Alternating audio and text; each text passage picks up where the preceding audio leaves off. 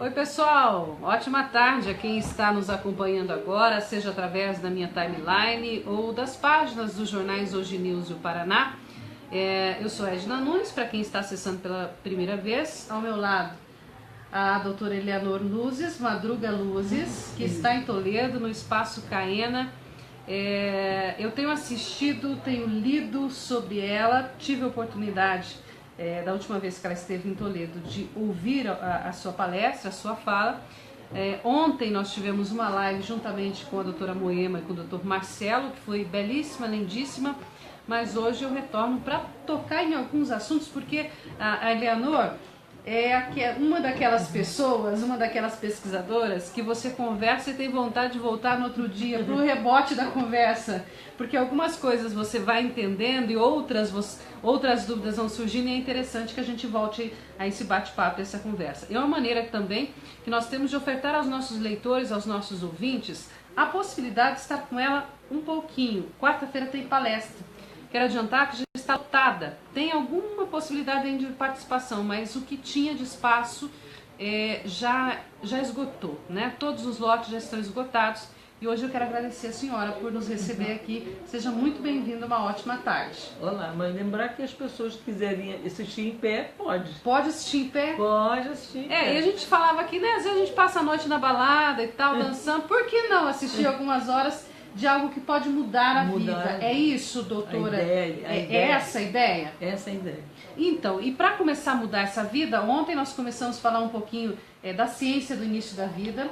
A senhora tem tido um olhar muito diferente para esse momento. Ontem eu fiquei emocionada quando ela me contou o trabalho, né, do óvulo e do espermatozoide e dessa reverência desse processo em que tantas vezes nos foi incutido, incrustado, que foi de uma forma e tem uma forma hoje diferente de perceber essa vida. Completamente. E é nisso que a senhora tem dedicado a sua existência, as suas pesquisas. Exatamente.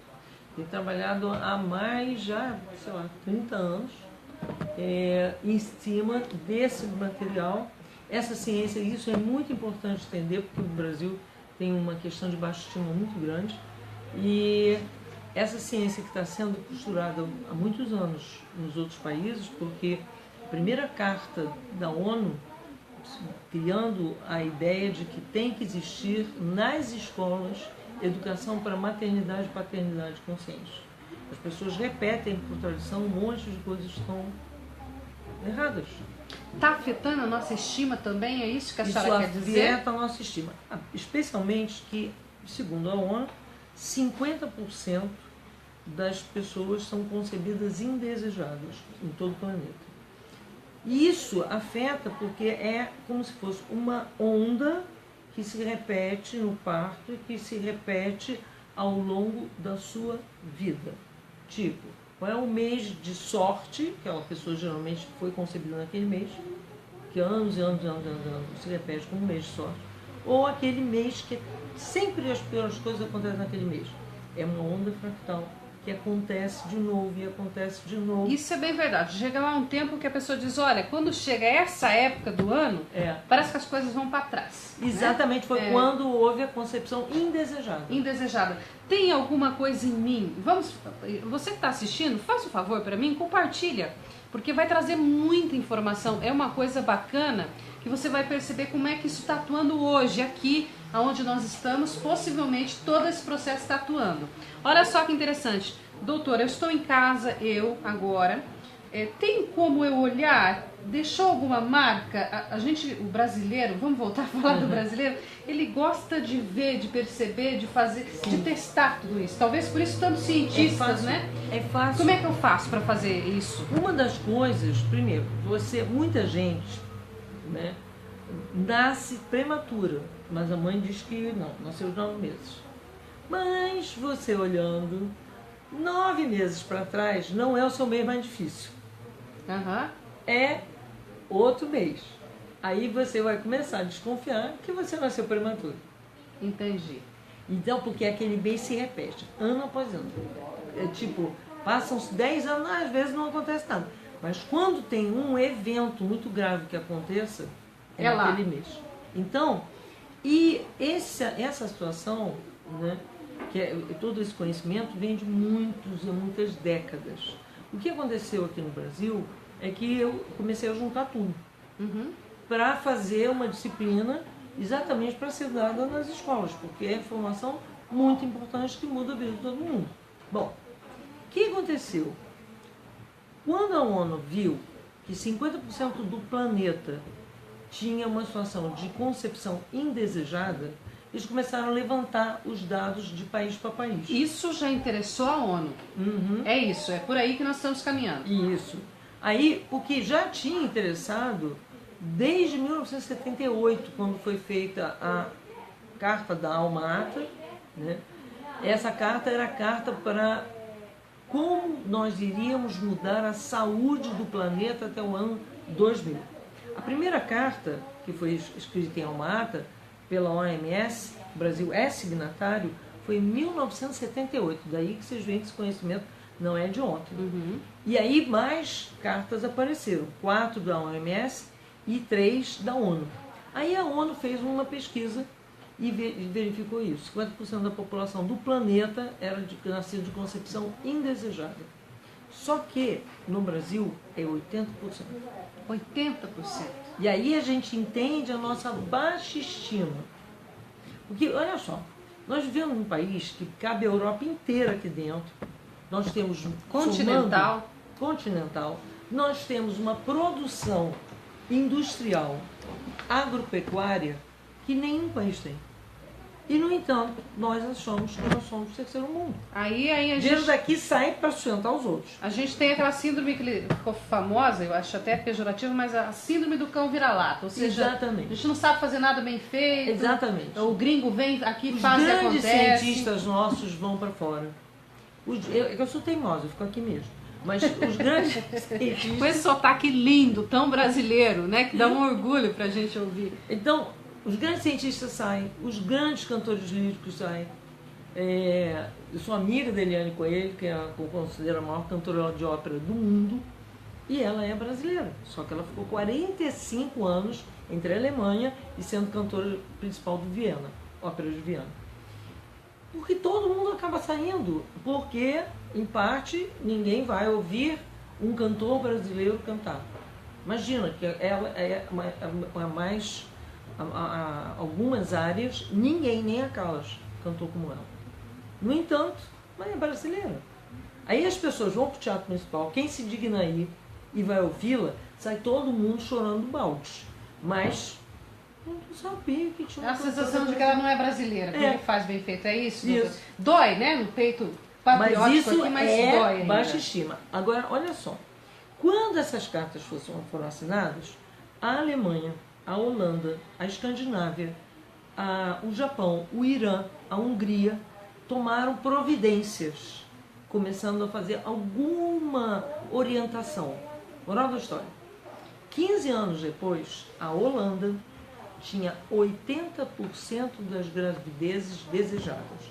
Aí você fala... Como é que faz um trem desse? Porque a semana passada eu estava aqui discutindo não, conversando numa roda de mulheres, e eu disse que quando a gente engravida, a gente sequer tem lugar no mercado de trabalho. Nem Pois a empresa deseja que aquela mulher... Aí é que tá. Como é que faz um trem desse? Essa história é o poder que governa o mundo. Agora, por exemplo, pela primeira vez, nos Estados Unidos não existe licença maternidade. Então, pela primeira vez na história, a Netflix resolveu fazer licença sine die. A mulher fica de licença com salário integral pelo tempo que for. Por quê? Foi logo depois daquele evento de metralhar crianças na escola. A situação de violência, que já está em 1997, já era mais de 50 mil crianças mortas por arma de fogo lá, não eram. Oi, gente, voltamos aqui. Eu estou na beira do rio, aqui na Caena. Eu creio que essa energia toda acaba assim, interagindo com a internet. E nós falávamos, então... sobre essa coisa da Holanda. Então, a Holanda, quando eles resolveram fazer 4 entrevistas com o marido, 4 entrevistas com a mulher, simples assim, de mandar uma carta para todas as mulheres em idade fértil, em toda a Holanda, o que aconteceu? E isso dizia, eu estou interessado em você, de alguma forma eu preciso saber quem serão as mães dessa nação? Não, eu vou ensinar algumas coisas que a mãe deve saber para gestar bem, quais alimentos que ela deve evitar. Não é nada muito sofisticado. Mesmo assim. Medidas rudimentares, mas que... O que aconteceu? 80% da população passou a ser concebida conscientemente. E o que aconteceu? Em 2015, eles fecharam a 19ª penitenciária por falta de preso. Por falta. Fora Gente, isso, ouça bem isso, por falta de presos. Né? E assim está acontecendo em toda a Escandinávia. Assim está acontecendo por quê? Porque Oi, gente, nós voltamos aqui. Por favor, compartilhe. Está caindo na internet. Eu sei que está difícil, mas nós vamos tentar aqui mais um pouquinho de conversa. Nós falamos da mudança. No Brasil, a senhora tem visto acontecer alguma coisa? Sim. Os casais que estão fazendo esse tipo de educação, que é a educação que eu pretendo que chegue pelo MEC dentro das escolas, ainda não. Agora que voltou. Olha, cá estamos nós resolvendo problemas de internet. Até a doutora Eleanor hoje caiu na dança da internet por aqui. Voltamos agora ao vivo, vamos tentar manter. Peço desculpa aos internautas. A qualidade em algumas regiões de Toledo ela é sofrível, né? A gente já aproveita aí aos nossos legisladores e faz o apelo para que realmente fiscalizem as empresas, que elas entreguem corretamente, que invistam, para que a gente possa ter essa ferramenta fantástica, fenomenal chamada internet, que nos auxilia em alguns momentos. Nós somos gratas a tudo isso, mas é claro que tem que acontecer de uma forma assim bem legal. A senhora me dizia que tem visto acontecer algumas coisas com essa geração de pais e mães, né, em território brasileiro. E com eles já adultos. Já tem adultos. Alguns que eu tenho encontrado por causa de algumas religiões, a teosofia, hinduísmo, os tibetanos. De vez em quando encontra pessoas com 40, 50, 60 anos, com uma saúde fantástica. Que já nasceram de forma mais respeitosa. Que foram concebidos conscientemente, porque a coisa toda está aí. Começa antes, né? A concepção é a célula matriz de todas as células que se multiplicarão ao longo da sua vida. Então, se essa matriz veio com a emoção de raiva, veio com a emoção, essa matriz, todas as células vão repetir isso e vai envelhecer. Então, em geral, aqui o parto vai se replicar como aqui aconteceu. Se aqui aconteceu sob raiva, vai ter um obstetra raivoso, por exemplo. O campo apressado, ou apressado, ou violento, né? Então, a verdade quer dizer, o que é que acontece que já é real? A Finlândia estava quebrada em 1970. Eles começaram a investir no nascimento e a investir no ensino. Todo o ensino é gratuito até 3º grau. E de alta qualidade, tipo escola Steiner. Muitos violinos, muito instrumento, muita criatividade, e as crianças vão desenvolvendo várias capacidades de línguas, enfim. Moral da história, os bosques maravilhosos. Essa Finlândia, que em 70 estava quebrada, e que as mães têm licença maternidade bem grande, as pessoas hoje trabalham só 6 horas por dia. Todo mundo. E para que tenha tempo para si próprio, para que tenha tempo para sua família. Moral da história, hoje a Finlândia é um dos maiores PIBs da Europa. Derruba a teoria de que, isso é muito empregado, eu discuti semana passada, a própria questão da mulher, parece que só o período gestacional e os míseros 4 meses, que ainda são bem-vindos, mas que são míseros 4 meses, quebraria as empresas. Não quebraria do Brasil inteiro. Derruba essa teoria? Completamente, porque nós já temos agora Finlândia nessa história, toda a Escandinávia, e, por exemplo, na Suécia são 380 dias, improrrogáveis pelo tempo que a mãe quiser. E se a mãe, ainda assim, quiser estudar, quiser isso ou aquilo, ela pega, aluga uma casa, outras mulheres que ficaram grávidas junto com ela, quem é que paga a casa? O governo. E com isso, eles, que estavam com um índice terrível de drogadição, de assassinato em escola, de alcoolismo, Suicídio zerou. Sabe o que é zerar em 15 anos? Nós não estamos falando de algo tópico. Existe hoje um exemplo. É Vários. disso que a senhora está falando. Exatamente. Nós não estamos falando de uma coisa, isso talvez vai funcionar, ou funciona porque a Finlândia... Não. A Finlândia funcionou quando a Finlândia estava quebrada. E não é quebrada que nem o Brasil, que é o maior produtor de tudo no mundo, e todo mundo diz que está quebrado de não ter de onde tirar. É quebrado mesmo, que lá é neve. É aquele quebrado dia 31 de cada mês, não é do dia 15, assim. Não é na situação que nós total. estamos, né? Não tem de onde você plantar, porque é muito mais... os invernos estão ficando piores, o nível de neve é muito maior. Então, sem agricultura, sem pecuária, poucas fábricas e, de repente, eles estavam melhores. Porque, olha só, já um economista antigo americano, ele dizia o seguinte: se você fizer uma pessoa trabalhar 8 horas, ela vai produzir pouco, será pouco eficiente. Por quê? Porque a nossa fisiologia não é para isso. Mas, como tem lá aquela turminha, né, que 1000 pessoas que detêm 99% de todo o dinheiro circulante, eles brincam de que nós somos escravos, mesmo que sejamos infelizes. E quanto mais infeliz a gente tiver, mais as pessoas consomem antidepressivo. Então está tudo perfeito. Não é que eles queiram produtividade, não é isso. Eles não querem vida plena, é outra coisa. É sádico mesmo. E é mais grave, inclusive. Muito mais grave. Se você, qualquer país do mundo, e aí nós estamos falando, Hungria, que teoricamente é, dentro dos países europeus, é considerado um país pobre, né? Irã. No Irã, o programa é como o da Holanda. É 100% das mulheres em idade que são capazes de conceber. Não importa se é área rural ou se é centro da cidade. Todas passam por um processo de educação. E no Japão há algumas ilhas, nem todas, mais ou menos em torno de 12. Né?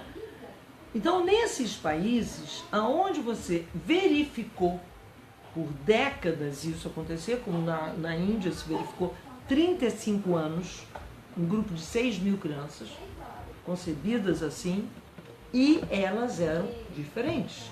Então, o que acontece? O que é estranho é que são 7 cartas internacionais. Como as 7 cartas não são cumpridas em todos os países? Como? A última carta é uma carta só de cientistas que aconteceu em abril de 2007 na Rússia, aonde se chama Manifesto de Moscou. Esse Manifesto de Moscou dizia tacitamente que era necessário a colocação de uma disciplina no currículo do 2º grau, que era como maternidade e paternidade consciente. Eu cansei a minha vida inteira como médica de ouvir aquela história de criança nasce sem manual de instrução. Como assim? Nasce porque ninguém ensina. E aí todo mundo repete. E aquilo que você repete é o que era traumático. Aí é que está. Se repete o que não estava bom, o que machucou. E aí você vai olhar o que é transgeracional. Veja bem, um fato hoje, né? Uma criança que nasce autista, uma criança que nasce com uma má formação congênita, há pelo menos entre 20 gerações e 30 gerações, ou 35, a repetição de um programa cruel. Está lá no DNA, que é um código de linguagem escrita que conta a história da família. Então eu vou fazer aqui em Toledo, dessa maneira, como eu fiz uma mistura do transgeracional da Anne Ancelin com o que o Piotr Gajajev, biólogo, descobriu sobre DNA. Então eu fiz um cruzamento e criei uma técnica que é simples, que qualquer um aprende e faz em casa com a família. Então, essa é a ideia. Liberar as crenças limitantes. No caso do Brasil, a grande crença limitante é que nós não somos capazes. E muito para contribuir para isso, é a cesárea. A cesárea, os nascidos de cesárea, em geral, não creem que conseguirão fazer tudo até o fim. Cada forma de nascimento, com uma intervenção, deixa uma marca, uma crença. Então, isso as pessoas precisam saber. E isso não é informado. Você não vai ver isso na televisão, você não vai ver isso em lugar nenhum. Você tem livros e mais livros, documentação científica até não poder mais. Só a minha tese, que está disponível na internet, são 2.000 referências bibliográficas. Isso foi em 2007. Multiplica por 2 o que veio depois disso. Que agora sim, depois do ano 2000, é que a criança passou a ser objeto de interesse e de estudo. Estão estudando comportamento de bebê, comunicação de bebê. Aqui no Brasil também, uma pediatra criou o site Aninhare, onde ela tem até uma TV em que ela ensina sobre comunicação com bebês. Então, tudo está acontecendo no Brasil. Sabe aquele país que não vai dar certo? Vai dar certo só no futuro? Quando a gente fala futuro, esquece, ninguém acredita que a coisa vai acontecer. Quando a gente acha que uma coisa vai acontecer, já está no presente. Então, eu digo a vocês, eu sou cientista, criei a ciência do ensino da vida, que eles ficam fazendo congresso, não chega a conclusão? Não chega a conclusão porque cada um puxa para a sua especialidade o que é mais importante. Tudo é importante. A história é importante, a psicohistória é mais importante ainda. No entanto, a psicohistória é sequer citada em universidades, mesmo de psicologia. Então, há uma desinformação deliberada para manter as pessoas escravas da dor. Dores essas, a gente não tem muito tempo, doutora Leonor, daqui a pouquinho ela está com a agenda muito cheia de compromisso, mas eu peço permissão para perguntar. Dores essas que nos atacam, eu digo nós enquanto sociedade, enquanto comunidade, e a senhora acredita na interferência delas agora, na vida real? Por exemplo, uma criança não desejada, que às vezes não tem conhecimento dessa história, porque essas histórias ficaram lá e nós viemos de um tempo, né, de uma cultura social, que muitas vezes esse indesejar pode ter acontecido dentro de um casamento, pode ter acontecido pelo não preparo, enfim, pelos inúmeros motivos. Tinha tudo para ser desejado, mas não foi. Bom, até o medo da mulher que nasceu ela própria não desejada, então ela não sabe. Ela replicou. Ela não sabe. Por que ela não sabe que ela não foi desejada. Mas a mãe dela teve muito medo durante a gestação. A mãe dela teve muito medo de parir. E ela, provavelmente, até nasceu de cesárea. Porque o médico disse que a mãe não tinha competência para ela nascer. Só que no ato do parto, há 2 seres. A mãe e o próprio bebê, que faz uma série de movimentações. É o bebê que decide nascer. Quando ele quer nascer, que está pronto, a suprarrenal dele manda hormônio para a placenta e descola a placenta. Com o cérebro da mãe, percebe isso e manda o hormônio também. Então é um trabalho de 2. Estão trabalhando em equipe, sincronizados. Exatamente. O tempo todo. Quando o médico interfere, fica a marca: minha mãe não quis trabalhar comigo. Minha mãe não quis me deixar nascer. Minha mãe não quis me trazer para a vida. Então essa é uma dor funda. Quando você tem técnica de renascimento, você observa que as pessoas trazem essa memória, porque tudo é memória mesmo, né?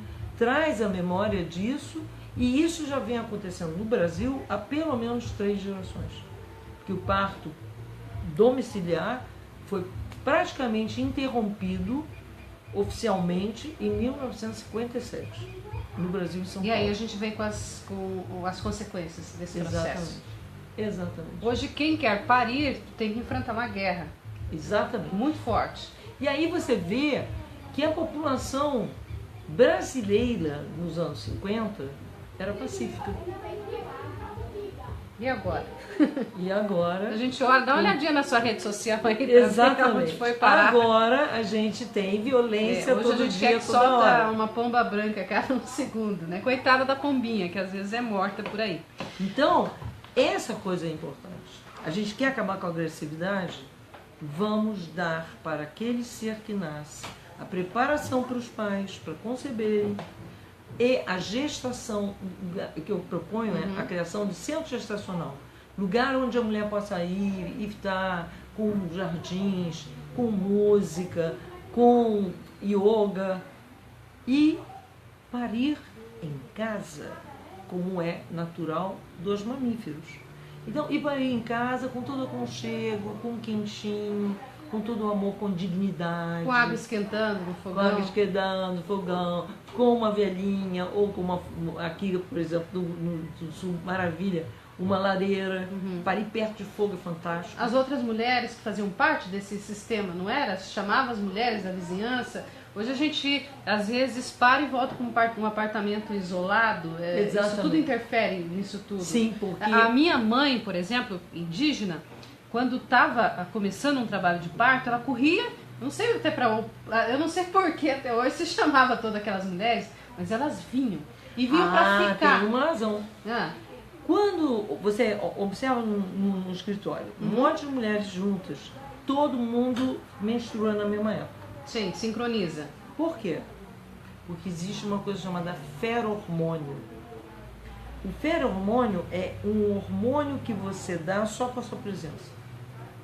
Então, para nós o xixi no poste, marcamos território. Não, é mais. O ferormônio é como se duplicasse a ocitocina daquela mulher. Ah, é? A gente faz bem uma outra? É isso? É uma troca que existe? Exatamente. E aquele círculo de mulheres ali, a água esquentando, eu tenho muito presente essa memória ainda. Mas olha, 30 é o calor. 30 anos depois, a minha maternidade já é diferente. Para essas mulheres da minha geração, já foi mecanizada. Alguém tomou o protagonismo. Sai a água quente e entra o ar refrigerado. Então você sai de um corpo quente e entra numa diferença de temperatura básica de 17 graus para baixo. Ou seja, você entrou numa fria. Literalmente, gente. E ainda cortam o colostro. Que o colostro é quem dá o ensinamento de que bom que você chegou à Terra. As pessoas sempre estão achando que estão no lugar errado. Tudo isso foi a intervenção humana deliberada, porque eles tinham estudado na década de 40 todos os problemas que aconteceriam fazendo experiências com macacos. A separação e o drama que seria, as consequências que seria, mas sobretudo a violência. Essa violência que está acontecendo em escola não é nenhuma novidade, ela estava abafada, mas ela está acontecendo cada vez mais. Essas duas sociólogas, Ross e Mulley, elas fizeram estudos em 1997. No ano que elas estavam fazendo, já tinham 1000 professores agredidos nas escolas americanas.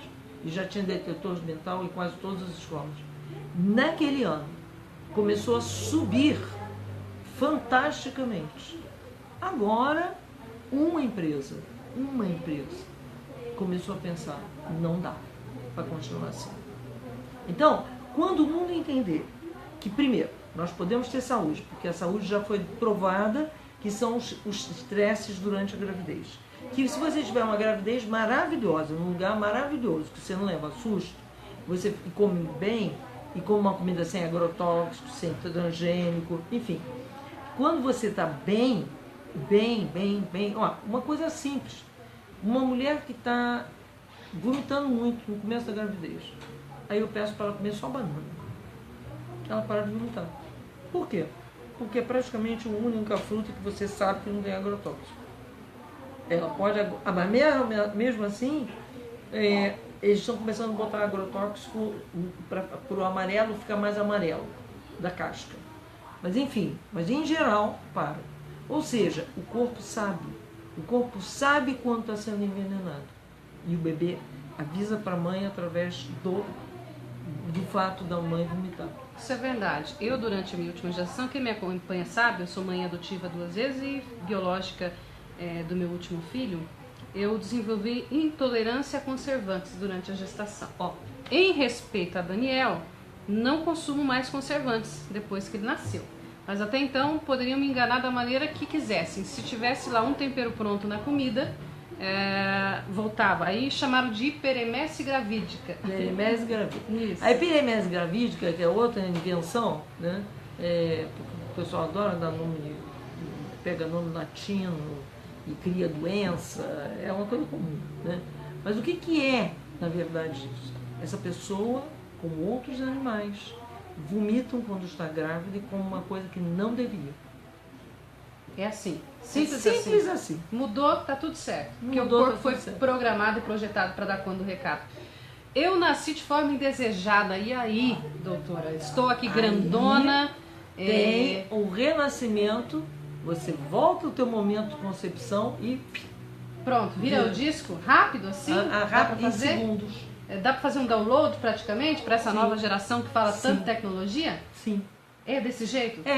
Só que é uma experiência que você vai fazer, você vai respirar como se fosse um recém-nascido, uma respiração bem delicada, e a memória vai sendo trazida de acordo com o que é necessário você limpar primeiro, segundo, terceiro, quarto. Na medida certa. Na medida certa. Aí você lembra da memória, traz a memória, você vê como se fosse um filme, você sabe que é você, e aí vira com um sentimento profundo de bem-estar. Você sai da sessão de renascimento em êxtase. Você faz umas 10, 14, 15 sessões, enfim. E aí depois você aprende a fazer em casa sozinho. Então, isso é que a gente fala de autossustentabilidade. A mesma coisa do transgênico. O transgeracional. Por quê? No transgeracional, por exemplo, a pessoa é alcoólatra. Pode ver que 7 gerações antes, alguém teve a vida tirada e a pessoa que tirou a vida ficou impune. 7 gerações depois, vem uma pessoa que é incapaz de viver a vida, usufruir a vida, porque vive meio zumbi. Essas pessoas, elas denunciam que na família, lá atrás, 7 para cima gerações, houveram assassinatos impunes. Portanto, nada do que eu estou vivendo hoje de impedimento não vem de muito longe e que ninguém sabe. Mas eu posso pegar com o pêndulo e perguntar para o meu DNA, e o meu DNA são 300 trilhões de células que são que nem radinho de pilha, que funciona a 150 MHz e que sabem tudo. Eu respiro, olho para o meu corpo e olho no pêndulo e ele vai dizendo tudo. Aí eu vou e queimo. Quando eu queimo o registro disso na minha vida e na vida dos meus colaterais e dos meus descendentes. Então eu vou resolvendo as coisas do passado. Essa situação é uma opção. Os russos descobriram, nos anos 80, que nós podemos mudar o nosso DNA. Que o DNA não é gene. Ele é só 5% gene. O resto é tudo um código de linguagem escrita que conta a história da gente. A nossa história, a história dos nossos familiares. Por que aquele ali é maluco? Por que aquela ali tem um problema neurológico?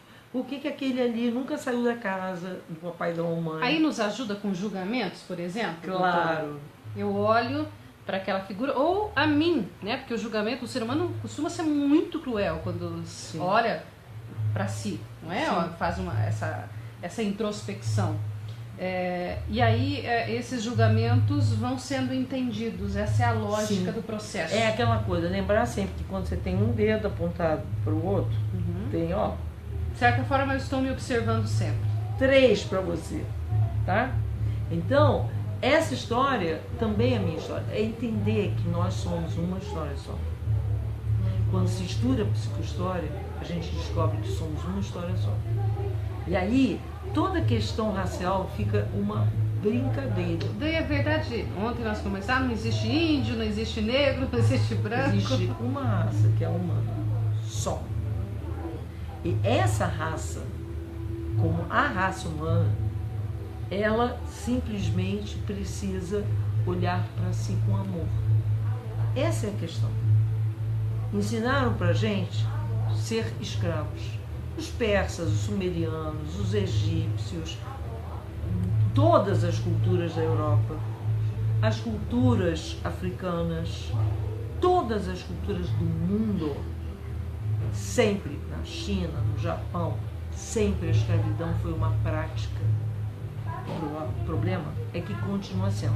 Às vezes, quando uma paciente diz assim, Ah, eu tenho que ficar na empresa, eu não tenho tempo para meus filhos.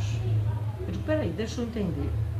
Você tem que ficar na empresa durante 12 horas para garantir que o chefe do teu chefe, do teu chefe, do teu chefe possa tomar uísque e jogar golfe. Enquanto teu filho tem a sensação de abandono de mãe. Para e pensa. Quem é que se locupleta desse dinheiro? Nem você, porque todo esse dinheiro não paga nem direito as tuas contas. Mas paga para quem? Alguém não precisa trabalhar. Então nós somos o quê? Escravos. Se a gente admitir nossa escravidão, já é um meio caminho andado para sair dela. Já fica mais leve.